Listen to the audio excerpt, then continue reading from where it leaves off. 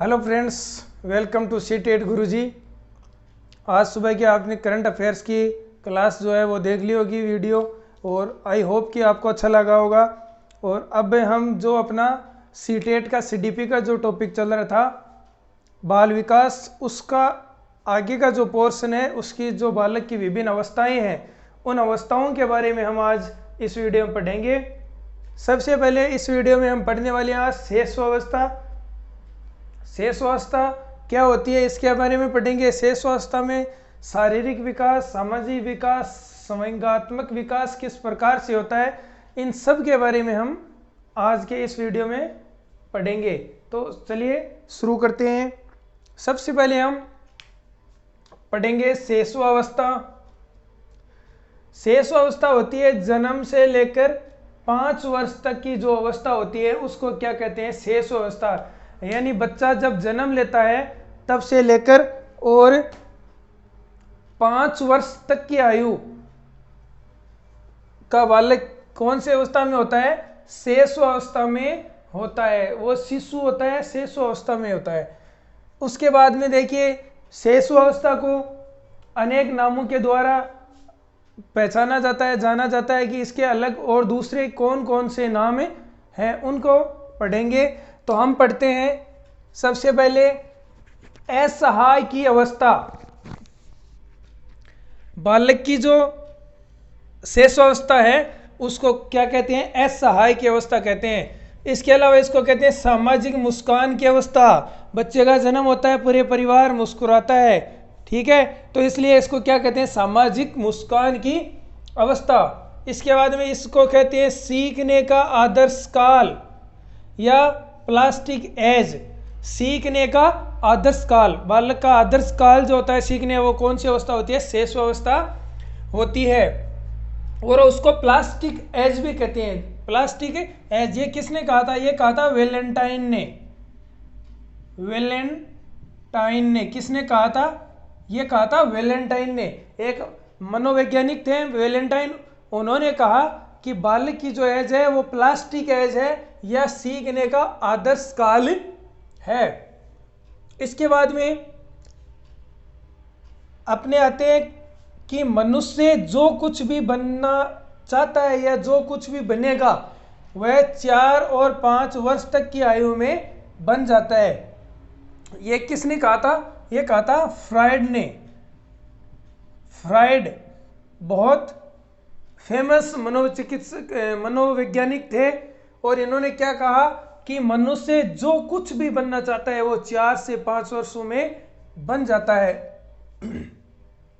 आगे कि जीवन की आधारशिला, शेषावस्था जो है वो क्या है, वो है जीवन की आधारशिला। आधार, जब हम मकान का निर्माण करते हैं तो सबसे पहले नींव रखते हैं, उसका आधार रखते हैं, उसके ऊपर ही क्या है पूरी मंजिल जो है उसके ऊपर खड़ी करते हैं। तो इसी प्रकार शेषावस्था जो है वो क्या है, जीवन का आधारशिला है, और उसके बाद में आगे की अवस्थाएं आती है। ये भी किसने कहा, ये भी कहा फ्रायड ने। किसने कहा, फ्रायड ने कहा। तो वेलेंटाइन और फ्रायड। इसके बाद में है कि सीखने का तीव्रतम काल।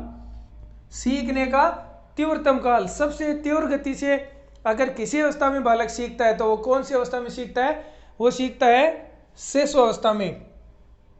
इसके बाद में ये किसने कहा था, ये कहा था वाटसन ने। किसने, वाटसन ने क्या कहा कि सीखने का तीव्रतम काल है, कौन है, शेषावस्था है, ठीक है। शिशु का मन कोरी स्लेट के बराबर होता है। शिशु का जो मन होता है वो एक कोरी स्लेट के समान होता है। यह किसने कहा था, यह कहता था जॉन लॉक ने। किसने कहा, जॉन लॉक ने कहा था। याद रखना ये परिभाषाएं। किसने कहा शिशु का मन कोरी स्लेट है, जॉन लॉक ने। आपको अगर ये याद ना भी रहे तो आप ये अवस्थाओं के नाम जरूर याद रखना है कि असहाय की अवस्था किस अवस्था को कहा जाता है, शेषावस्था को कहा जाता है। सामाजिक मुस्कान की अवस्था किसको कहा जाता है, शेषावस्था को कहा जाता है। सीखने का आदर्श काल कौन सी अवस्था है, शेषावस्था है। इस प्रकार आप याद करोगे। इसके बाद में एक मनोवैज्ञानिक हुए हैं रूसो। कौन हुए हैं, रूसो। उन्होंने क्या कहा, उन्होंने कहा कि शैशवावस्था में बालक के जो प्रारंभिक शिक्षक हैं वो उसके हाथ, पैर और नेत्र हैं। यानी हाथ, पैर और नेत्र एक शिशु के क्या होते हैं, प्रारंभिक प्रारंभिक शिक्षक होते हैं। किसके, शिशु के। तो ये किसने कहा, रूसो ने क्या कहा कि हाथ, पैर, नेत्र प्रारंभिक शिक्षक होते हैं। तो ये कुछ सामान्य सी जानकारी थी कि शैशवावस्था को और किन किन नामों से जाना जाता है। तो इसमें आप को ये बता दिया है, इन नामों को आप याद रखना। इसके बाद में बात करते हैं हम शारीरिक विकास की। बालक का जन्म होता है तो उस किस प्रकार से उसका विकास होता है, इस सारी चीज़ों को किस में पढ़ते हैं हम, शारीरिक विकास के अंदर पढ़ते हैं। तो शारीरिक विकास के अंदर पढ़ते हैं कि शारीरिक विकास सर्वाधिक, आपको कोई पूछ ले कि किस अवस्था में शारीरिक विकास सर्वाधिक होता है, तो वो किस अवस्था में होता है, वो होता है शैशवावस्था में। शैशवावस्था में होता है, बालक छोटा सा होता है लेकिन 5 वर्ष तक की आयु में सबसे तीव्र गति से उसका विकास होता है और उसके बाद में बाल्यावस्था में विकास एकदम से रुक जाता है। फिर आगे किशोरावस्था में, वो आगे की अवस्था में पढ़ेंगे, किशोरावस्था में फिर से शुरू हो जाता है। लेकिन जो सबसे ज़्यादा, सबसे अधिक जो विकास होता है वो होता है शैशवावस्था में। शैशवावस्था में जब बच्चे का जन्म होता है शिशु अवस्था में, तो उसकी जो लंबाई होती है वो 40 से 50 सेंटीमीटर की होती है और जो उसका वजन है वो 7 पाउंड यानी लगभग 3.17 किलोग्राम।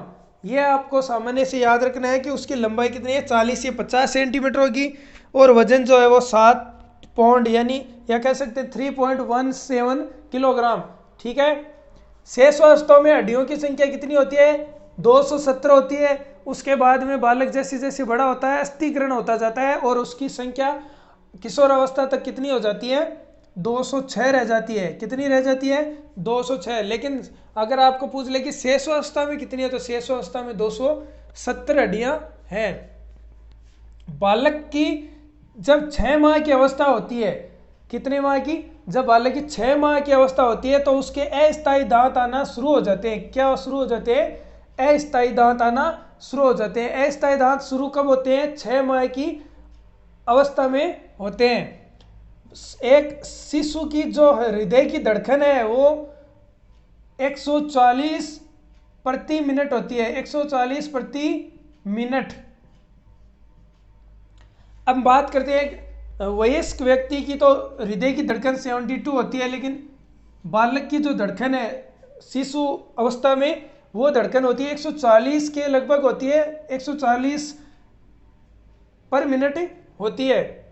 अब इसमें एक वैज्ञानिक जो अपने हैं फ्राइड, इन्होंने यहाँ तो क्या कहा था कि मनुष्य जो कुछ बनना चाहता है वो 4 से 5 वर्ष की आयु में बन जाता है और जीवन की आधारशिला कौन सी अवस्था है, शैशवावस्था है। ये किसने कहा, फ्राइड ने। लेकिन फ्राइड ने एक और बात कही है जो सभी मनोवैज्ञानिकों के से हटकर ये बात है। इन्होंने कहा है कि शिशु शैशवावस्था में बालक में काम वासना पाई जाती है। क्या पाई जाती है, काम वासना पाई जाती है। और जिस वो काम वासना है वो माता के स्तनपान करने से, बालक जब स्तनपान करता है तो उससे उसकी संतुष्टि हो जाती है। ये किसने कहा, फ्राइड ने कहा।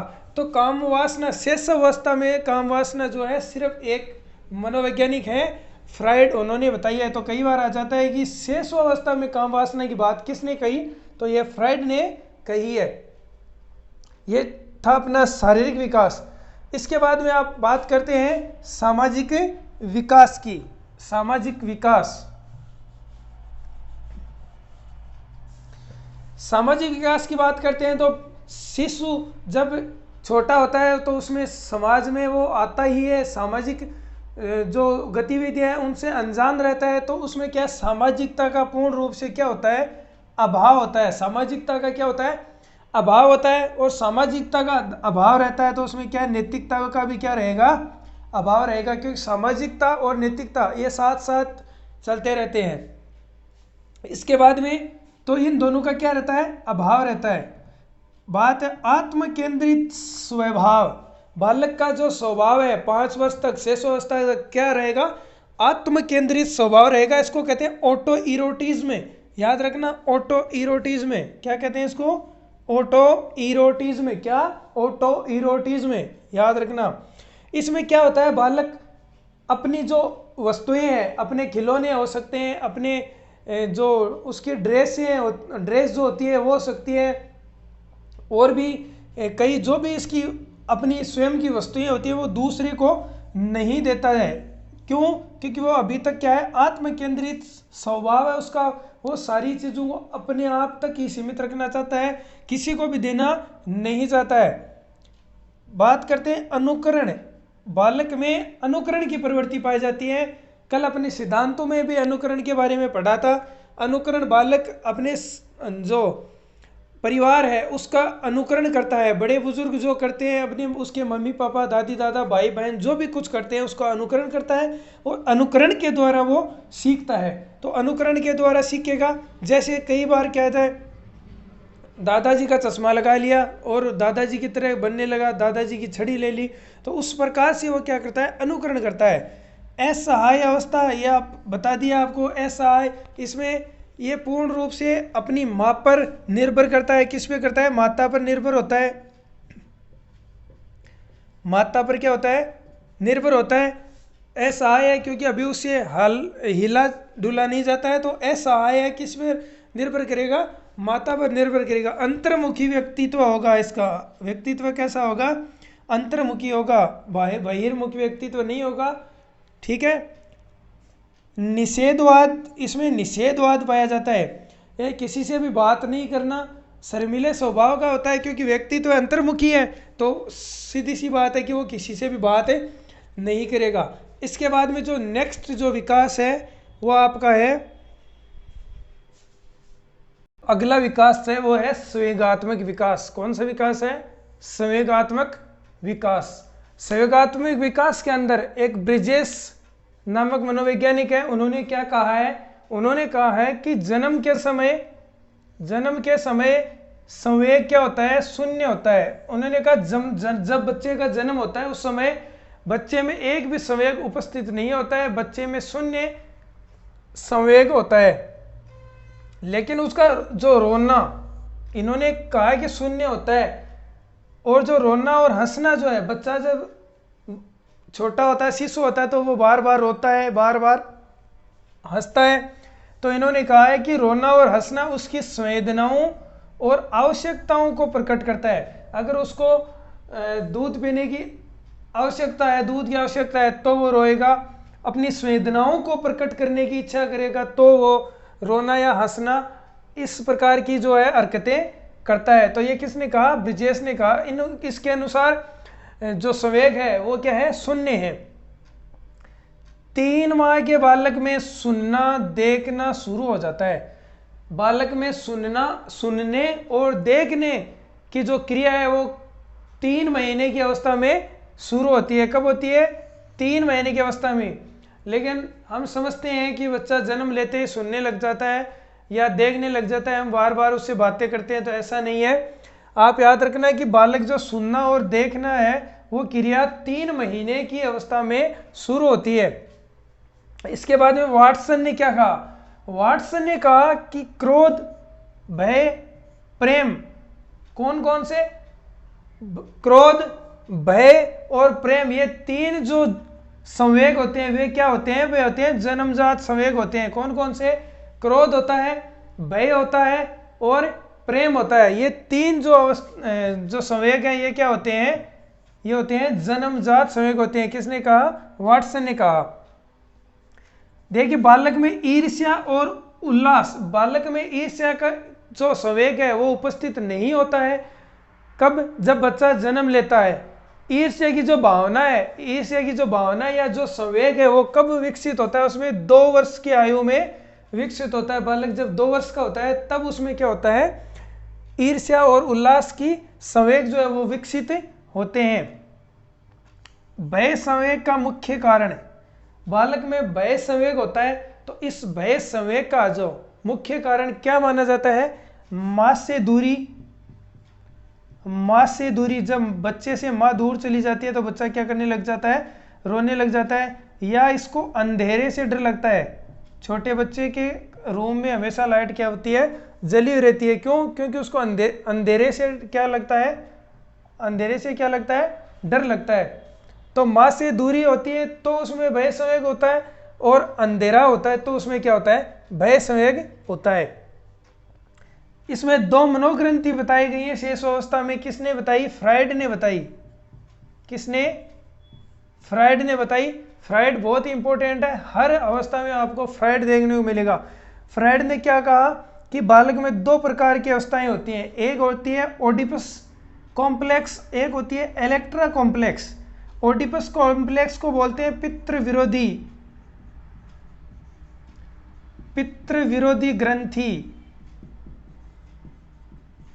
क्या बोलते हैं? पितृ विरोधी ग्रंथि। और इलेक्ट्रा को क्या बोलते हैं? मातृ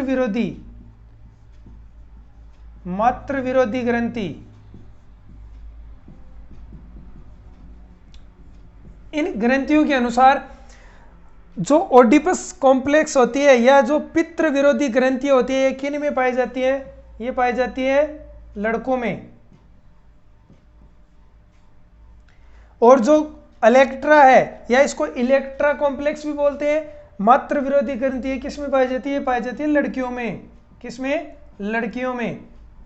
क्या होता है इन ग्रंथियों में? देखिए, ओडिपस ग्रंथि है पितृ विरोधी, यानी पिता का विरोध करती है। इसमें ये लड़कों में पाई जाती है, क्योंकि लड़के जो होते हैं वो अपने पिता से दूर होते हैं, पिता से उनकी कम बनती है, और माता से क्या है? नजदीकियां अधिक रहती हैं। इसलिए ये पितृ विरोधी होते हैं। इनको पिता की जो बातें हैं वो अच्छी नहीं लगती है, और माता की बातें अच्छी लगती है। माता के साथ में रहना खाना सारे पसंद करते हैं। कौन? लड़के। तो ये कौन सी होगी? Oedipus Electra. इलेक्ट्रा सेम इसके विपरीत है, मातृ विरोधी। माता का विरोध करती हैं कौन? लड़कियां। लड़कियों को अपने पिता के साथ में रहना, पिता के साथ में बातें करना, ये सारी क्या है? अच्छी लगती हैं। तो ये ग्रंथि किस में पाई जाती है? लड़कियों में। कौन सी? इलेक्ट्रा। ओडिपस लड़कों से संबंधित है, और इलेक्ट्रा क्या है? लड़कियों से संबंधित है। ओडिपस कॉम्प्लेक्स को पितृ विरोधी ग्रंथि कहते हैं, और इलेक्ट्रा कॉम्प्लेक्स को मातृ विरोधी ग्रंथि कहते हैं। तो यह अपना था संवेगात्मक विकास। अब बात करते हैं अपन मानसिक विकास की। शेषावस्था में जो मानसिक विकास है वो सर्वाधिक गति से होता है, और शारीरिक विकास में भी आपको पहले बताया था सबसे तीव्र गति से होता है या सर्वाधिक होता है। तो मानसिक विकास जो है वो शेषावस्था में क्या होता है? सर्वाधिक होता है। ठीक है, याद रखना, सर्वाधिक किस में होता है? शेषावस्था में। और शारीरिक विकास भी सर्वाधिक किस में होता है? शेषावस्था में होता है। बालक में प्रारंभ में सूंघने की प्रवृत्ति का विकास होता है। बालक में सबसे पहले जो मानसिक विकास है उसमें सूंघने की जो प्रवृत्ति होती है वो ही विकसित होती है। उसी के आधार पर वो अपनी माँ की पहचान करता है। माँ की क्या करता है? पहचान करता है। अगर कोई दूसरा उसको गोद में उठा ले तो वो बालक थोड़ी 2-3 मिनट के अंदर ही क्या है? रोने लगता है। क्यों? क्योंकि उसको सूंघने के द्वारा ही वो क्या है? माता की पहचान करता है। तो उसको पता चल जाता है कि अपन वो सेफ जोन में नहीं है, किसी दूसरे के साथ में है। तो वो क्या करता है? रोने लग जाता है। बालक की जो सुनने की योग्यता है प्रारंभ में सूंघने की योग्यता है वो रहती है। जो सुनने की जो व्यवस्था है, सुनने की जो योग्यता है वो कब होती है? वो होती है तीसरे महीने में। जब बालक 3 महीने का हो जाता है तो उसमें सुनने की जो है योग्यता वो विकसित हो जाती है। बालक जब 1 वर्ष का होता है, 1 वर्ष का बालक 3-4 निरर्थक शब्द, उनका कोई अर्थ नहीं होता है। निरर्थक शब्द जैसे निरर्थक शब्द जिसका कोई अर्थ नहीं हो, जैसे पा टा टा ऐसे कुछ बोलता है बच्चा, बोलता रहता है, जैसे बा बा बा ऐसे बोलता रहता है। तो इनका कोई अर्थ नहीं होता है, निरर्थक होते हैं। ऐसे शब्दों को क्या है? बालक कब बोलना स्टार्ट करता है? 1 वर्ष की, जब 1 साल का हो जाता है तो बालक 3-4 निरर्थक शब्द बोलने लगता है। बालक प्रथम सार्थक शब्द यानी सार्थक यानी जिसका अर्थ हो, जैसे माँ, पापा, दादा, ऐसे शब्द कब बोलता है? बोलता है 10 माह से लेकर 18 माह तक। ठीक है, जब बालक 1.5 वर्ष का हो जाता है तब तक ये सार्थक शब्द है वो बोलना शुरू कर देता है, यानी 10 महीने से 18 महीने का बालक ये सारी चीजें बोलता है। 2 वर्ष का बालक क्या बोलता है? 2 वर्ष का बालक बोलता है 3 से 4 शब्दों के सरल वाक्य, 3 से 4 शब्दों के सरल वाक्य बोलना शुरू कर देता है। कब कर देता है? जब बालक कितने वर्ष का हो? जब बालक कितने का हो? 2 वर्ष का हो। जैसे 2 वर्ष का बालक क्या बोलेगा? 2 वर्ष का बालक बोलेगा